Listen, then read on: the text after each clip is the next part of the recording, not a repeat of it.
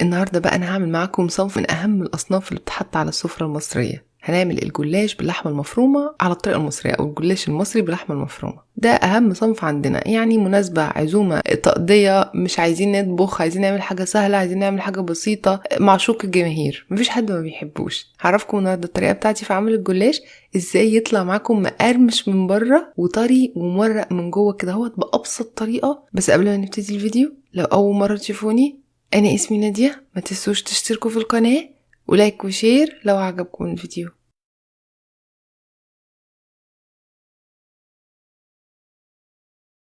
أول حاجة هنبتدي بتجهيز اللحمة المفرومة بتاعتنا اللي هي الحشوة بتاعة الجلاش. هنعصج اللحمة المفرومة، هنحتاج معلقة من الزيت. أنا حطيت معلقة زيت لأن اللحمة بتاعتي لين ما فيش فيها أي دهون، فكان لازم أحط زيت الأول.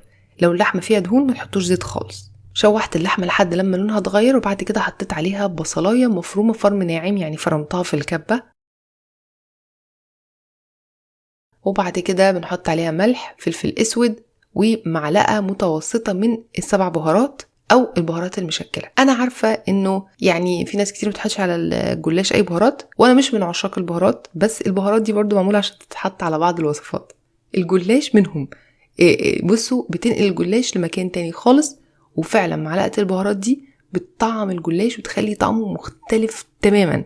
فجربوا تحطوا معلقة يعني من 7 بهارات او بهارات مشكلة او اي بهارات موجودة عندكم في البيت. لو عندكم كام صنف كده من البهارات نوعوا، يعني كده ايه، ربع معلقة صغيرة من كل واحدة فيهم. هيطلع طعمه حلو جدا ومختلف تماما عن الطعم التقليدي بتاعه. وعصجنا اللحمة لحد لما ما بقاش فيها مية خالص وشوحت وبقى ما فيش فيها اي سوائل، عشان خاطر ما تنزلش مية على الجلاش وتبشننه. تاني حاجة هنجهز الحاجة اللي هندهن بيها بين الطبقات. انا عاملة ميكس ما بين الزبدة والسمنة. 4 معالق من الزبدة قصادهم 4 معالق من السمنة. ممكن السمنة تقل او تزيد، ممكن الزبدة تقل او تزيد. اهم حاجة ميكس ما بين الزبدة والسمنة، ده بيخليه مورق وبيخليه طعمه حلو وواخد النكهة البلدي بتاعتنا. انا بفضل ما نحطش زيت، لان الزيت بيخلي الطعم بتاعه فيه زرنخة شوية، ولكن برضو دي حاجة ترجع لكم. سيحتهم على النار لان احنا هندهن بيهم الطبقات، فعايزين نسيحهم. وبكده بقت الحاجة اللي هندهن بيها جاهزة معانا، يعني اللحمة المفرومة والدهان بين الطبقات جاهز. نفتح بقى علبة الجلاش دلوقتي، لان الجلاش بينشف على طول. طبعا الابعاد بتاعه الجلاش وابعاد الصينية يعني يعتبر مهمة الى حد ما. ممكن نحتاج نقطعه على مقاس صينية وممكن ما نحتاجش. احنا كده كده هنعمل ورقتين ورقتين.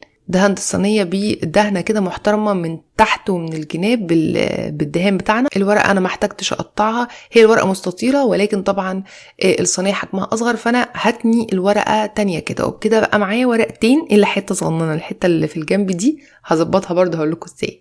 فاحنا هندهن ما بين ورقتين ورقتين علشان يبقى طري من جوه، ما يبقاش مورق زيادة زي مثلا البقلاوة.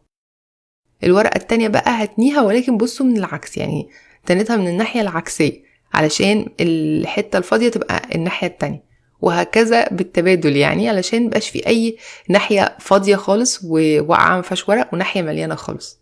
وهدهن برضو، ولكن كده يعتبر ورقتين.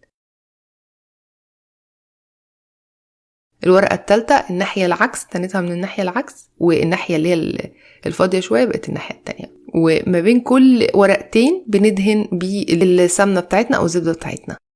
لو هتقطعوا الورق يبقى خلاص ورقتين ورقتين، هتتنوه يبقى ورقة واحدة وتتنوها. وبعد كده اخر ورقه ما دهنتهاش علشان خاطر هنحط عليها لحمه المفرومه، واللحمه المفرومه اوريدي فيها زيت او فيها دهون، وهبتدي ان انا اظبطها كده وابعد شويه اللحمه المفرومه عن الاطراف زي ما انتم شايفين بسباتولا صغننه كده، علشان خاطر ما تلسعش مننا في الفرن ومبقاش لونها اسود وما تطلعش ريحه حروقه ويتهيأ لنا ان هو اتلسع او اتحرق من تحت، مع انه بيكون لسه ما استويش. لانه انا بدخله الفرن، بولعش عليه شويه على فكره، بسويه في الفرن فقط. وهنرجع نرتب الورق بنفس الطريقه من فوق.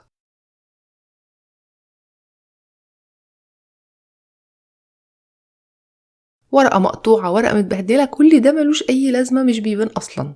زبطت الورق كله، ولكن شلت على جنب كده قبل ما ابتدي ورقة تكون حلوة، يعني شكلها مظبوط، عشان احطها على الوش فوق، علشان طبعا هي اللي هتبقى ظاهرة وهي اللي هتبقى باينة. وطبعا طول ما انا شغالة انا مغطية ورق الجلاش وبشتغل فيه واحدة واحدة، اسحب واحدة واغطي الحبة الباقيين. دهنت بقى الورقة الأخيرة بالسمنة دهنة محترمة علشان تاخد لون حلو كده من فوق، وهنبتدي نقطع الجلاش بتاعنا. الشكل التقليدي يعني ليه بتاعنا ان احنا بنقطعه لمربعات. والفرن طبعا دلوقتي سخن ومتحمي على اعلى درجة حرارة، يعني 220 ولا حاجة. وهنحط الجلاش بتاعنا في نص الفرن على الشبكة، بس اهم حاجة الفرن يكون سخن وحامي من قبل كده، علشان على طول اول ما يدخل يبتدي يبقبق كده معانا. على ما الصينية بقى ما تتخبز شوية في الفرن وتاخد لون على خفيف كده، هنجهز الحاجة اللي هنسقي بيها الجلاش، الحاجة التقليدية بتاعتنا. هنحتاج 1.25 كوباية تقريبا من الحليب، وعليهم بيضتين. انا مستخدمة بيض صغير على فكرة، ممكن تستخدموا بيضاية واحدة كبيرة. هنضرب البيض الاول كويس علشان خاطر لما نيجي نحطه على الحليب وبعد كده نيجي نقلبه ما يتكتلش ويعمل لنا مشاكل ونفضل نقلبه 50 سنة. وبعد كده بنحط عليه نص معلقة صغيرة من البيكنج باودر، رشة من الفلفل الاسود عشان خاطر الزفارة، رشة من الملح، ورشة من ال7 بهارات او وات ايفر البهارات اللي هتحطوها، يعني وات ايفر ايه نوع البهارات اللي تحطوه، ادوا رشة كده خفيفة على الخليط دهوت برضو. وبكده بقى جاهز معانا.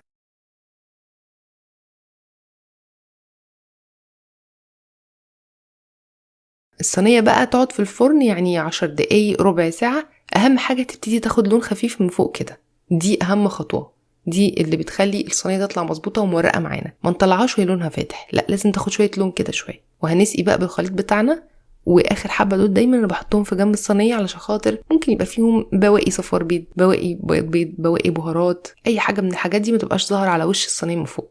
فبخليها في الجنب كده، اذا جت من تحت يعني دخلت من تحت خلاص مش باينة. وبندخلها الفرن لحد لما تاخد اللون من فوق. انا ما بولعش عليها شواية، الفرن عندي بيوزع الحرارة كويس. ممكن تولعوا عليها شواية لو حسيتوا انها ورقت ونفخت وخلاص ومش محتاجة من تحت تاني، 5 دقايق ولا حاجة كده في الشواية.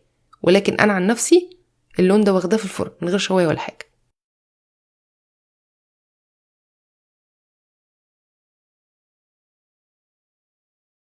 فين الجمال؟ انا متاكده ناس كتير اول ما هتشوف المشهد ده هتجوع دلوقتي ونفسها تروح للجلاش، لان ده معشوق الجماهير، يعني الاطفال الكبار. هو كصنف من اصناف المقبلات اساسي عندنا على السفره، ولكن بصراحه ممكن كمان يبقى صنف اساسي يتعمل كده مع نفسه. رحلات بقى، اي حاجه من الحاجات دي شغال معانا، لانه سهل ما بياخدش وقت، وحتى يعني تغليفه وان احنا نغرفه وناخده معانا في اي حته سهل جدا. انا متأكدة ان ناس كتير هتقوم تعمل الوصفة بعد الفيديو، ناس كتير عندها جلاش في التلاجة فهيقوموا يجربوه. وبس كده، اتمنى ان الفيديو يكون عجبكم. ما تنسوش تجربوا الوصفة وتلاقوا رايكم فيها، نزلوا تطبيقاتكم على الجروب بتاعي على الفيسبوك، واشوفكم ان شاء الله المرة الجاية في فيديو جديد.